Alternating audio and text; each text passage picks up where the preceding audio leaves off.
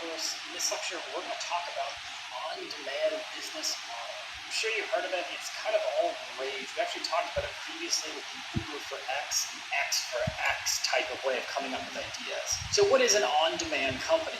An on-demand company is any company, for the most part, that takes an ordinary service or an ordinary business and tries to improve it by adding an extreme level of convenience and speed. Typically, this is done by using smartphone technology and then targeting people with more disposable income.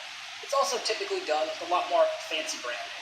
So some of the companies you've heard of that use this are like Uber and Lyft, and if you live in San Francisco or New York City, we have a lot of other ones that do this. Washio does clothing.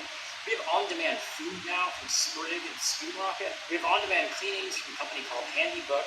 We used to have Homejoy, but honestly, it's got a little out of hand. We have startups that are trying to do on-demand Christmas trees, on-demand massages. We even saw outside the country an on-demand version for prostitutes. That's it. Really all you're doing with an on-demand business model is you're looking at some basic service that happens all the time and thinking to yourself, I can make this a lot faster and a lot more convenient. And the end customer will pay a premium or extra for that convenience. Now the hallmark of an on-demand company is that everything's done from your phone. It's typically a mobile-only strategy, but it also has some web components. There are also companies that are kind of on-demand and kind of not.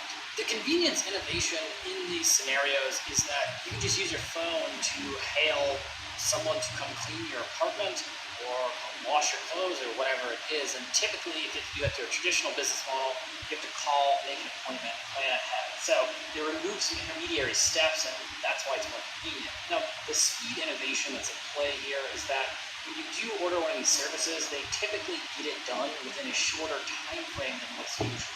Now, if you're trying to fit this into a business idea of your own, there are a couple things you should take into consideration. If you're thinking of applying this to a new market, ask yourself, do people need this service or product right now?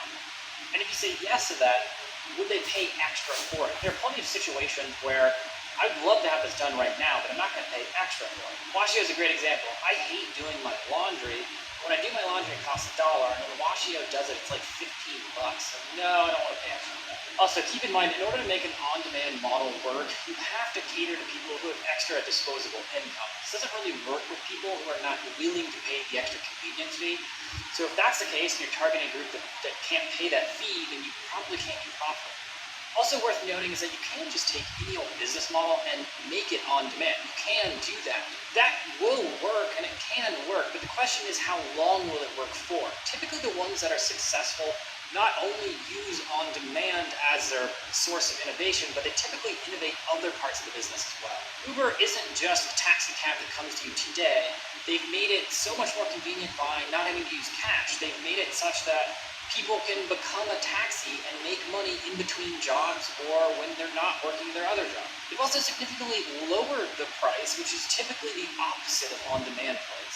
Push for Pizza, on the other hand, is just a pizza that you press a button to. There's no real innovation there. They just took on-demand to the extreme. Do you remember we talked about that earlier?